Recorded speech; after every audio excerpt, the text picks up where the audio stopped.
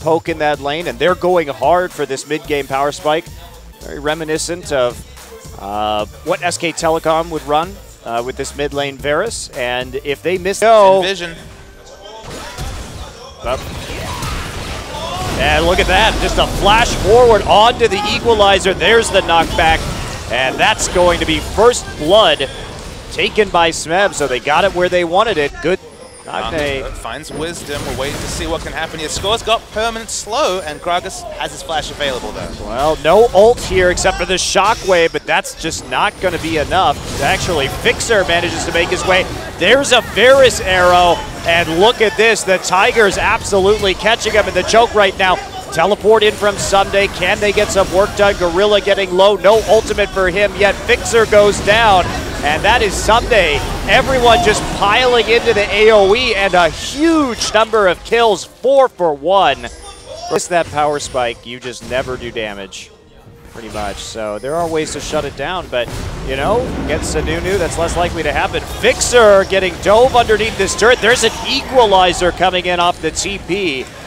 And Prey, this is a pretty ideal situation for them. And here we go, Prey. Wow, the dives keep on rolling in. There's the equalizer. Fixer getting caught. Gorilla nets the kill. What is KT doing? They kept trying to... Exciting stuff going on. Tower dive. Someday coming in, score, tanking the turret. Someday moving forward with the W, and that'll be a kill. Unfortunately for Fixer, Someday forced to teleport in for it. Walks straight into some poke from Kuro's Varus. And there's Arrow getting out of the way with his E. Now this siege is so potent right now. Kuro's locked out though. They're getting onto the backline. We're waiting to see what happens in this fight. Shockwave hasn't been used. There it is on 3 members, but not a lot of damage behind it. They just don't have a threat on this team here. Nope, so many tiers, so many stacking items. Just keep sitting here. There's no slowly working their way. No big minion wave pressure. Wow. That's the chain of corruption. Waiting to see if they actually engage. They're going to keep with the poke, but as the engage, we'll see score fall very, very low. Fixer in the backline also low, but they're probably just going to take this turret back away. And there's the follow-up. Shockwave not going to do too much. Arrow eating some rockets, running for his life with that blood boil. There's a rocket. Oh! And there's the piercing arrow for the finisher. And everyone just getting roasted as KT bolt. The time he gets there. Probably not. Here we go, KT, but Gorilla clogging the choke right now. There's the chain of corruption, followed by the poke. Lantern will rip score out of the fight. Nakne trying to back off. Equalizer lands. Everyone disrupted by the explosive cast. Smeb on the side, torching Someday, and now Score wandering around, just slapping people with his Yeti in the back of the fight. But that's it. Fixer is going to be the last to fall for the perfect ace, or Gorilla actually managed to die, excuse me, but 5 for 1, and I really thought we would see a Azir here with this Nunu. There we go, equalizer, in the choke. Nagne gonna take a bit of damage right there from the P-bomb. Rockets continue. There is Gorilla. He comes in, but Arrow will flash. Wisdom not done. Nagne under the tower gets slowed. There's no follow-up though. And Someday still quite intimidating the front line, watching to see this rise damage. Still not at full power. Wisdom should fall though. Dies for free basically, but there's the engage. Yeah, Smeb's still in the back line, coming in with that teleport. They want this turret. Chain of Corruption goes down, but it doesn't actually lock too many people up. Someday flashing out, just trying to clear out some of these Baron-empowered minions as Score gets nuked. Yep, the damage is just huge from KOO. The item timings aren't there for KT. Tank's position in the front line, well, honestly, only one tank with Alistair being the only one alive. Prey's actually dueling with Arrow, has to flash away.